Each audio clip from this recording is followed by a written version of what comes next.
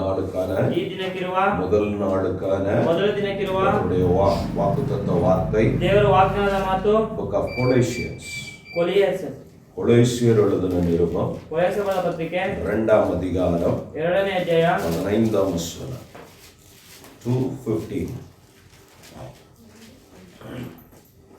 ಆತನು ದೊರೆತನಗಳನ್ನು ಅಧಿಕಾರಗಳನ್ನು ನೀರಯುದ್ಧರನ್ನಾಗಿಯೂ ಮಾಡಿ ಜಯೋತ್ಸವ ಮಾಡುತ್ತಾನೋ ಎಂಬಂತೆ ಸಿಲುಬೆಯ ಮೇಲೆ ಅವುಗಳನ್ನು ಜಯಿಸಲ್ಪಟ್ಟವನಾಗಿ ಮೆರೆಸುತ್ತಾ ತೋರಿಸಿದನು.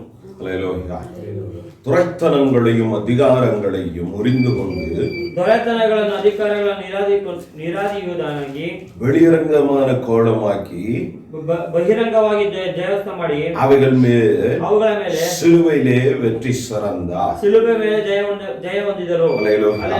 துரைத்தனங்களையும் அதிகாரங்களையும் முறிந்து கொண்டு ದೊರೆತನಗಳನ್ನು ಅಧಿಕಾರಗಳನ್ನು வெளிப்படையாக ಅದು ತೋರ್ಪಡಿಸಬೇಕು, எல்லாருக்கும் தெரிகிற மாதிரி ಎಲ್ಲರಿಗೂ ಗೊತ್ತಾಗುವ ರೀತಿ ಅವರು ಅವುಗಳನ್ನು அப்படின்னா ஏதோ ஒண்ணு மறைந்திருக்கு, மறையாಗಿದೆ. அவைಗಳನ್ನು அவர் வெளிப்படையாய் ஜெயித்தாராம். ಅದು ಬಹಿರಂಗವಾಗಿ ಜಯಿಸಿದರು. கர்த்தர் இந்த உபவாச நாள்ல ದೇವರು ಉಪವಾಸ வந்திருக்கிற நமக்கு ಮೊದಲನೇ ದಿನದಲ್ಲಿ நமக்கு மறைவாய் ನಮಗೆ ಮರೆಯಾಗಿ கிரியை ಮಾಡುವ அந்த கிரியைகளை எல்லாம் ಆ ಕ್ರಿಯೆಯನ್ನೆಲ್ಲ அவர் வெளிப்படையாய் ஜெயம் எடுக்க போகிறார். ಅದು ತೋರ್ಪಡಿಸುವವರಿಗೆ ಜಯ சபை ஜெயிக்கிறதாய் இருக்கும், ಸಭೆ ಜಯಿಸುವಂತದಾಗಿರುತ್ತದೆ. சபை தோல்வி உறுகிறதாய் இருந்தால் ಸಭೆ ಸೋಲು ಕೂಡ ರೀತಿ ಇದ್ರೆ எப்பவோ சபையெல்லாம் மூடப்பட்டிருக்கும். ಯಾವಾಗ ಸಭೆ ಮುಚ್ಚಲ್ಪಡುತ್ತಿದೆ, எவன் எழும்பினாலும் அதை நிறுத்தவும் முடியாது. ಯಾವನಿದ್ದರೂ ನಿಲ್ಲಿಸಲು ಸಾಧ್ಯವಿಲ್ಲ.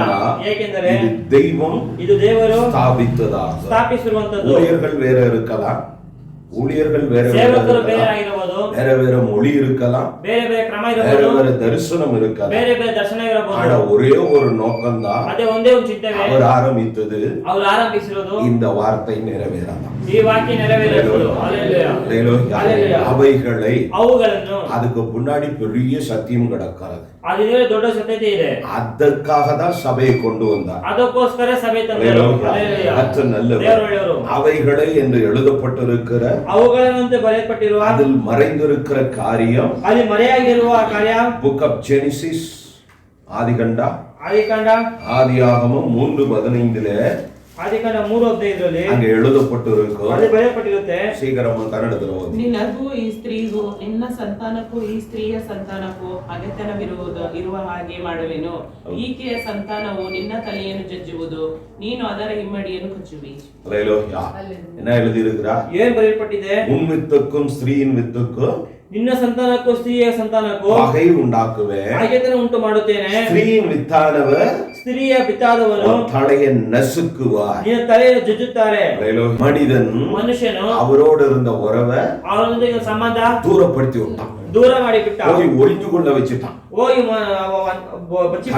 பேசிக்கிட்டு இருந்தவன், ತನ್ನೊಂದಿಗೆ ಮಾತಾಡುತ್ತಿರುವವರು, நின்று கொண்டிருந்தவன், ತನ್ನ ಮುಂದೆ ನಿಂತುಕೊಂಡವರು, ಅವರು செய்த கிரியை ಮಾಡಿದ ಕ್ರಿಯೆಯನ್ನು ஏவாளை கொலை செய்ய வைக்கல, ஏவாளನ್ನು ಕೊಲೆ ಮಾಡಲು ಬಿಟ್ಟಿಲ್ಲ. கீழ்ப்படியாமையினாலே ವಿಧೇಯತೆ ಆಗದರಿಂದ தெய்வத்தை விட்டு பிரித்தான், ದೇವರ ಬಿಟ್ಟು ದೂರ ಆದ್ರು. அதை திரும்ப ரினியூ பண்றதுக்கு தான் ತಿರುಗಿ ಬಿಡುಗಡೆ ಮಾಡೋದಕ್ಕೆ ஆண்டவர் தீர்க்க தரிசனமாய் ದೇವರು ಪ್ರವಾದಿಯಾಗಿ நடக்க போகிற காரியத்தை ನಡೆಕ್ಕೆ ಹೋಗುವಂತ ಕಾರ್ಯವನ್ನು 3:15 ஆதியாகமத்திலே சொன்னார். 3:15 ಆದಿಕಾಂಡದಲ್ಲಿ ಹೇಳಿದರು. அவன் தலையை நசுக்குவேன் என்பதற்கான அர்த்தம், ಅವರ ತಲೆಯನ್ನು ಜಜ್ಜುತ್ತೇನೆ ಅಂತ ಹೇಳುವುದಕ್ಕೆ ಅರ್ಥ, அதற்கான மறைந்திருக்கிற ரகசியம், ಅದಕ್ಕೆ ಮರೆಯಾಗಿರುವ ರಹಸ್ಯ, இதை விசுவாசிக்கிறவன், ಇದು ನಂಬುವವನು அவரோடு கூட ಅವರೊಂದಿಗೆ ಕೂಡ திரும்ப ஐக்கியப்படுவார், ತಿರುಗಿ ಐಕ್ಯತೆ ಹೊಂದುತ್ತಾರೆ. அந்த மறைவை ಆ ಮರೆಯನ್ನು கர்த்தர் ದೇವರು அவனை போல தந்திரமா செய்யலையா, ಅವನ ರೀತಿ ತಂತ್ರವಾಗಿ ಮಾಡಿದ, வெளிப்படையாய் செய்தன்னு சொல்லுகிறார். ಅದೆಲ್ಲ ನೋಡುವ ರೀತಿ ಮಾಡ್ತಾರೆ. இந்த தெய்வம், ಈ ದೇವರು வேதம் சொல்லுகிறது, ಸತ್ಯವೇದ ಹೇಳುತ್ತದೆ, என்றென்றைக்கும் உள்ள சதா காலமும் நம்முடைய தெய்வம் என்று. ಎಂದೆಂದಿಗೂ ಸದಾ ಕಾಲ ನಮ್ಮ ದೇವರು ಅಂತ ಹೇಳುತ್ತಾರೆ. ಆದರಿಂದ ಉಪವಾಸ ನಾட்களிலே ದಿನಗಳಲ್ಲಿ நீ நம்புகிற தெய்வம், ನೀ ನಂಬುವಂತ ದೇವರು, ಜೆபிக்கிற தெய்வம், ನೀನು ಪ್ರಾರ್ಥಿಸುವ ದೇವರು, ಬಾಯಲ್ಲಿ ನೀ அறிக்கையிடுகிற அந்த இயேசுவின் நாமம், ನಿನ್ನ ಬಾಯಿಂದ ಅರಿಕೆ ಮಾಡುವ ಯೇಸುವಿನ ನಾಮ, ನಸನಾಗಿಯ ಕ್ರಿಸ್ತ ಯೇಸುವಿನ ನಾಮ ಆ ನಜರೇತಿನ ಯೇಸು ಕ್ರಿಸ್ತನ ನಾಮ ಎவ்வளவு அதிகாரம் அதிகாரமுள்ள நாமம் என்பதை ಎಷ್ಟು ಅಧಿಕಾರವುಳ್ಳ ನಾಮವೆಂಬುದು நன்கு உணர்ந்து ಚೆನ್ನಾಗಿ ತಿಳಿದು நன்றாய் அதை உங்கள் சிந்தையிலே பெரிதாய் வைத்து ಚೆನ್ನಾಗಿ ನಿಮ್ಮ ಶಿಲುಬೆ ದೊಡ್ಡದಾಗಿ ಇಟ್ಟುಕೊಂಡು 21 நாட்கள் எல்லாவற்றையும் மறந்துட்டு 20 ದಿನಗಳೆಲ್ಲವನ್ನು ಮರೆತು ಬಿಟ್ಟು அந்த நாமம் ಆ ನಾಮ வெற்றி சிறந்த நாமம். ಜಯಮುದಿದ ನಾಮ. ஹalleluya. அது ஏதோ ஒரு சின்ன இடத்துல அவர் ಯಾವುದೋ ಚಿಕ್ಕ ஒரு ಸ್ಥಳದಲ್ಲಿ நாலு செவுருக்குள்ள ನಾವು ಒಂದು ಗೋಡೆ ஒரு ಒಳಗೆ ஆலயத்துக்குள்ள அதை செய்யல, ಆಲಯದೊಳಗೆ ಮಾಡಿಲ್ಲ, வெளியரங்கமாய் அதை செயல்படுத்தினார். ಬಹಿರಂಗವಾಗಿ ತೋರ್ಪಡಿಸಿದರು. ஹalleluya. ஹalleluya. இந்த தெய்வம் ಈ ದೇವರು இன்று நம்முடைய தெய்வமாய் ಈಗ ನಮ್ಮ ದೇವರಾಗಿಯೂ பிதர்களையும் நேசித்து இங்க வந்திருக்கிறார். ಈ ಪಿತೃಗಳನ್ನು ಪ್ರೀತಿಸಿ ಇಲ್ಲಿ ಬಂದಿದ್ದಾರೆ. அவருக்கானவர்களாக ಅವರಿಗೆ நாம் நின்று அறிக்கையிடுகிறவர்களாய் ನಾವು ನಿಂತು ಅರಿಕೆ அவர் ಮಾಡುವವರಾಗಿ நாமத்தினாலே ಅವರ ನಾಮದಿಂದ நாமும் ஜெயிக்கிறவர்களாய் இருக்க வேண்டும். ನಾವು ಜಯಿಸುವವರಾಗಿರಬೇಕು. ஏவாளை கொண்டு ಏವನ ಮೂಲಕ ஆதாமையும் ಆದಾಮನನ್ನು கெடுத்து தூரப்படுத்தின, ಕೆಡಿಸಿ ದೂರ ಮಾಡಿಸಿದ, ரெண்டு பேருடைய ஆத்மாவை நஷ்டப்படுத்தின, ಇಬ್ಬರ ಆತ್ಮವನ್ನು ನಷ್ಟಪಡಿಸಿದ, அதற்கான ಅದಕ್ಕಿರುವ கிரயமாக ಫಲವಾಗಿ அதை ಅದು சிலுவையிலே என்ன பண்ணினார்? ಸಿಲುಬೆಯಲ್ಲಿ ಏನ್ ಮಾಡಿದರು? தன்னுடைய ತನ್ನ சரீரத்தை, ಶರೀರವನ್ನು, தன் ஜீவனை, ತನ್ನ ಜೀವವನ್ನು, தன்னுடைய இரத்தத்தை ತನ್ನ ರಕ್ತವನ್ನು அவர் கொடுத்து ಅವರು ಕೊಟ್ಟು அதை வெளிப்படையாக ಅದು ಬಹಿರಂಗವಾಗಿ ஹalleluya. ಯೆಶಯ 28:8-9 போஜன வீடுகள் எல்லாம் வாந்தியினாலும் அசுத்தத்தினாலும் நிறைந்திருக்கிறது, சுத்தமான இடம் இல்லை. அவர் யாருக்கு அறிவை போதிப்பார்? யாருக்கு உபதேசத்தை உணர்த்துவார்? பால் மலர்ந்தவர்களுக்கும் முளை மறக்கடிக்கப்பட்டவர்களுக்குமே. ಅವರು ಮೇಜುಗಳ ಮೇಲೆಲ್ಲ ವಾಂತಿಯು ಎಂಜಲು ತುಂಬಿವೆ, ಶುದ್ಧ ಸ್ಥಳವೇ ಇಲ್ಲ. ಉಪವಾಸ ಕೊಟ್ಟಂತ ವಾಕ್ಯ ಹಗ್ಗಾಯ 2:9. ಈ ಆಲಯದ ಮುಂದಿನ ವೈಭವವು ಹಿಂದಿನ ವೈಭವಕ್ಕಿಂತ ವಿಶೇಷವಾಗಿರುವುದು. ಇದು ಸೇನಾಧೀಶನಾದ ಯೆಹೋವನ ನುಡಿ. ಈ ಸ್ಥಳದಲ್ಲಿ ಸಮಾಧಾನವನ್ನು ಅನುಗ್ರಹಿಸುವೆನು. ಇದು ಸೇನಾಧೀಶನಾದ ಯೆಹೋವನ ನುಡಿ. ಹಲ್ಲೆಲೂಯಾ. ಉಪವಾಸ ಪ್ರಾರ್ಥನೆಯಲ್ಲಿ ನಮಗೆ 4 ದಿನ ದೇವರು ನಮಗೆ ತಂದು ಕೊಟ್ಟಿದ್ದಕ್ಕಾಗಿ ದೇವರಿಗೆ ಪ್ರಾರ್ಥನೆ ಮಾಡುವವರಾಗಿಲ್ಲ.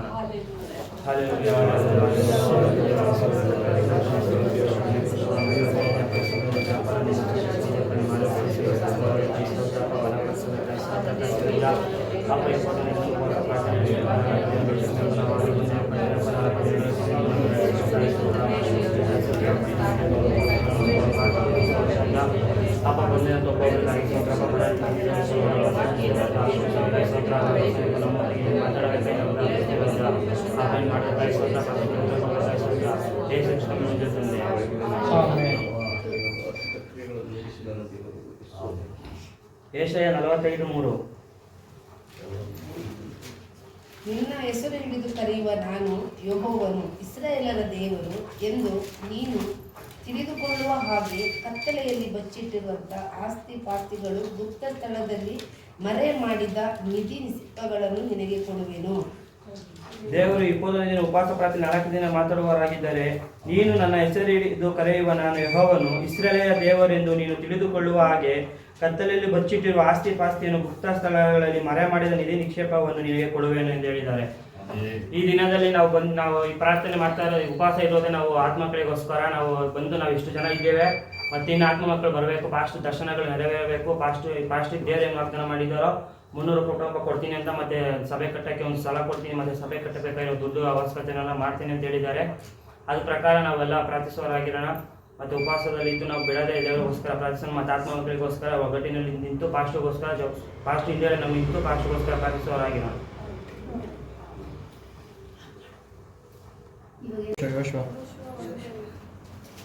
ನಿನ್ನ ಜೀವಮಾನದಲ್ಲೆಲ್ಲ ಒಬ್ಬನು ನಿನ್ನ ಮುಂದೆ ನಿಂತನು. ನಾನು ಮೋಶೆಯ ಸಂಗಡ ಇದ್ದ ಹಾಗೆ ನಿನ್ನ ಸಂಗಡ ಇರುವೆನು, ನಿನ್ನನ್ನು ಕೈ ಬಿಡೋದಿಲ್ಲ, ತೊರೆಯುವುದಿಲ್ಲ. ದೇವರಿಗೆ ಮಾತಾಡಿ ಪ್ರಾರ್ಥಿಸೋದು ದೇವರೇ ಅಪ್ಪ, ದೇವರು ನಮ್ಮ ಸಂಗಡ ಇದ್ದಾನೆ. ಸ್ತೋತ್ರಗಳು ಸ್ವಲ್ಪ ಸಭೆ ತಂದೇಶ್ವರ ಸ್ತೋತ್ರ ಸ್ವಲ್ಪ ಸ್ಥಳಕ್ಕೆ ನಾವು ಏನು ಪ್ರಾರ್ಥನೆ ಮಾಡ್ತೀವಿ. ದೇವ್ರು ನಮ್ಮ ಜೊತೆಯಾಗಿದ್ದು ತಂದೇಶ್ವರ ನಡೆಸ್ಬಿಡ್ತಾರೆ. ಅಂದರೆ ಹಾಲಿದೆ ಸ್ವಲ್ಪ ನಾವೆಲ್ಲರೂ ಕೈದು ಚೆನ್ನಾಗಿ ಪ್ರಾರ್ಥನೆ ಮಾಡಿಸೋದು ಸ್ತೋತ್ರ ಸ್ವಲ್ಪ ಯೋಗಾಂತನ ಪ್ರಾರ್ಥಿಸೋದ್ರ ಆಶೀರ್ವದಿಸೋ ದೇವರೇ ಸ್ತೋತ್ರ ಬರಲಪ್ಪ. ಅಪ್ಪ ಯೇಸುವೆ ನನ್ನ ವಾಕ್ಯವನ್ನು ಮಾತನಾಡೋದಕ್ಕಾಗಿ ನಿಮಗೆ ಸ್ತೋತ್ರಗಳಪ್ಪ. ಯೇಸುವೆ ಸಭೆಗೋಸ್ಕರ ಸ್ವಾಮಿ ಯೇಸುವೆ, ಆತ್ಮ ಮಕ್ಕಳಿಗೋಸ್ಕರ ಸ್ವಾಮಿ ಯೇಸುವೆ, ದೊಡ್ಡ ಬಿದ್ದಗಳ ಪಟ್ಟಣಕ್ಕೋಸ್ಕರ ಸ್ವಾಮಿ ಯೇಸುವೆ ಅಪ್ಪ, ಉಪವಾಸದಲ್ಲೇ ನಮ್ಮನ್ನು ಬಲಪಡಿಸೋದಕ್ಕಾಗಿ ನಿಮಗೆ ಸ್ತೋತ್ರಗಳಪ್ಪ. ಇವತ್ತಿಗೆ 6ನೇ ದಿನ ಉಪವಾಸವನ್ನು ನಡೆಸೋದಕ್ಕಾಗಿ ನಿಮಗೆ ಸ್ತೋತ್ರಗಳಪ್ಪ. ಎಲ್ಲ ಅಪ್ಪ ನಮ್ಮ ಬಲದಿಂದ ಅಲ್ಲಪ್ಪ, ನಮ್ಮ ಜ್ಞಾನದಿಂದ ಅಲ್ಲಪ್ಪ, ನಮ್ಮ ಚಿತ್ತದಂತೆ ಎಲ್ಲ ನಿನ್ನ ಚಿತ್ತದಂತೆ ನಡೆಯುವಾಗೆ ನಿನ್ನ ಸಹಾಯ ಮಾಡಿಕೊಡಪ್ಪ. ನೀವು ಕೊಡುವಂಥ ಒಂದೊಂದು ವಾಕ್ಯಗಳು ಸ್ವಾಮಿ ಯೇಸುವೆ ನಮ್ಮನ್ನು ನಿನ್ನ ಪರಿಶುದ್ಧಪಡಿಸಪ್ಪ, ನಮ್ಮ ಸಭೆನ ನೀನು ಆಶೀರ್ವಿಸಪ್ಪ. ಎಲ್ಲ ನಿನ್ನ ಚಿತ್ತದಂತೆ ನಡೆಸಿ ನೀನು ಆಶೀರ್ವಿಸು ಸ್ವಾಮಿ. ಎಲ್ಲ ಘನ ಮಾನ ಮಹಿಮೆ ನಿಮ್ಮೊಬ್ಬರಿಗೆ ಸಲ್ಲಲ್ಲಯ್ಯ. ಯೇಸು ಕ್ರಿಸ್ತನ ನಾಮದಲ್ಲಿ ಬೇಡಿ ಉಳ್ಕೊತೀನಿ ಜೀವಾಗ್ತದೆ. ಹಲ್ಲೆಲೂಯಾ. ದೇವರ ನಾಮಕ್ಕೆ ಒಂದು ಸ್ತೋತ್ರವಾಗಲಿ. ಕೀರ್ತನೆ 7:9 ಈ ವಾಕ್ಯವನ್ನು ಕೊಟ್ಟಿದ್ದಾರೆ ದೇವರು. ಮನುಷ್ಯರ ಹೃದಯವನ್ನು ಅಂತರಿಂದ್ರಿಯವನ್ನು ಪರಿಶೋಧಿಸುವ ನೀತಿ ಸ್ವರೂಪನಾದ ದೇವರೇ, ದುಷ್ಟರ ಕೆಟ್ಟತನವೂ ಇಲ್ಲದೆ ಹೋಗುವಂತೆ ಮಾಡು, ನೀತಿವಂತರನ್ನು ದೃಢಪಡಿಸು. ಆಮೇಲೆ ಇನ್ನೊಂದು ವಾಕ್ಯ ಕೊಟ್ಟವ್ರೆ, ಕೀರ್ತನೆ 37:5.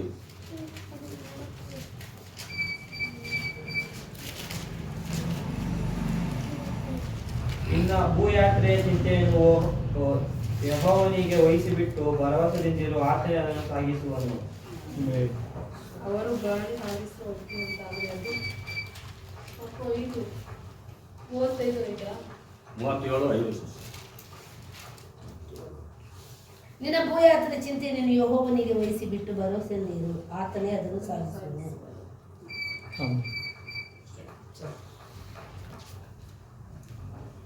ವಿಷಯ 43:4. ನೀನು ನನ್ನ ದೃಷ್ಟಿಯಲ್ಲಿ ಅಮೂಲ್ಯನು, ಮಾನ್ಯನು, ಪ್ರಿಯನು ಆಗಿರುವುದರಿಂದ ನಾನು ನಿನಗೆ ಬದಲಾಗಿ ಮನುಷ್ಯರು ನಿನ್ನ ಪ್ರಾಣಕ್ಕೆ ಪ್ರತಿಯಾಗಿ ಜನಾಂಗಗಳನ್ನು ಕೊಡುವೆನು. ಅಲ್ಲೆಲೂಯಾ. ದೇವರ ಸ್ತೋತ್ರ ಉಂಟಾಗಲಿ. 8ನೇ ದಿನ ಉಪವಾಸ ಪ್ರಾರ್ಥನೆಯಲ್ಲಿ ದೇವರ ಕರೆ ತಂದಿದ್ದಾರೆ. ದೇವರ ಸ್ತೋತ್ರ. ದೇವರ ಚಿಕ್ಕ ಕರೆ ತಗೊಂಡು ದೇವರು ಸ್ತೋತ್ರ ಉಂಟಾಗಲಿ. ಅಪ್ಪ ಕರ್ತನೆ ಹಾಗೆ ದೇವರ ಯೇಸುವೆ 8ನೇ ದಿನದಲ್ಲಿ ಉಪವಾಸ ಪ್ರಾರ್ಥನೆಯಿಂದ ಭಾಳ ಮಕ್ಕಳು ಸ್ತೋತ್ರ ದೇವರ ಯೇಸುವೆ. ಅಪ್ಪ ದೇವರ ಯೇಸುವೆ ಪಾಪ ಬಿಡದೆ ನಾವು ಒಗ್ಗಟ್ಟಾಗಿ ಸ್ವಾಮಿ ಕರ್ತನೆ ಹಾಗೆ ದೇವರು ಬಿಡದೆ ನಾವು ಪ್ರಾರ್ಥನೆ ಮುಂದುವರಿಸಲು ನಾವು ಕೊಟ್ಟು ಕಾಪಾಡಿ ಕಾದು ಆಶೀರ್ವಾದಪಡಿಸಿ ಆಮೇಲೆ ಈ 8ನೇ ದಿವಸ ಉಪವಾಸ ಪ್ರಾರ್ಥನೆ ವಾಗ್ದಾನ ದೇವರು ಕೊಟ್ಟಿರೋದು ಯೋಶುವ 1:9. ನಾನು ನಿನಗೆ ಆಜ್ಞಾಪಿಸಿದನೆಲ್ಲ ಸ್ಥಿರಚಿತ್ತನಾಗಿರು, ಧೈರ್ಯದಿಂದಿರು, ಅಂಜಬೇಡ, ಕಳವಳಗೊಳ್ಳಬೇಡ. ನೀನು ಹೋಗುವಾಗಲೆಲ್ಲ ನಿನ್ನ ದೇವರಾದ ಯೆಹೋವನು ನಿನ್ನ ಸಂಗಡ ಇರುತ್ತಾನೆ ಎಂದು ಹೇಳಿದನು. ಸೋದರ ಯೇಸುವೆ ಈ ದಿನ ವಾಗ್ದಾನ ಕೊಟ್ಟಿರೋದು, ನಾನು ನಿನಗೆ ಆಜ್ಞಾಪಿಸಿದ್ದೀನಲ್ಲ, ಸ್ಥಿರಚಿತ್ತನಾಗಿರು, ಧೈರ್ಯದಿಂದಿರು, ಅಂಜಬೇಡ, ಕಳವಳಗೊಳ್ಳಬೇಡ. ನಾನು ನೀನು ಹೋಗುವಲ್ಲ ನಿನ್ನ ದೇವರಾದ ಯೆಹೋವನು ನಿನ್ನ ಸಂಗಡ ಇರುತ್ತಾನೆ ಎಂದು ಹೇಳಿದನು. ದೇವರು ಈ ವಾಗ್ದಾನ ಕೊಟ್ಟಿದ್ದೇನೆ. ದೇವರಿಗೆ ಸ್ತೋತ್ರ. ದೇವರು ನಮ್ಮ ಸಂಗಡ ಇದ್ದು ನಮ್ಮನ್ನು ನಡೆಸುವಂತೆ ದೇವರು ನಮಗೆ ಆಜ್ಞಾಪಿಸಿದರೆ ಅಂಜಬೇಡ, ಕಳವಳಗೊಳ್ಳಬೇಡ ಅಂತ. ಈ ದೇವರು ನಿಮ್ಮನ್ನು ಆಶೀರ್ವದಿಸಲಿ. ದೇವರು ಸ್ತೋತ್ರ.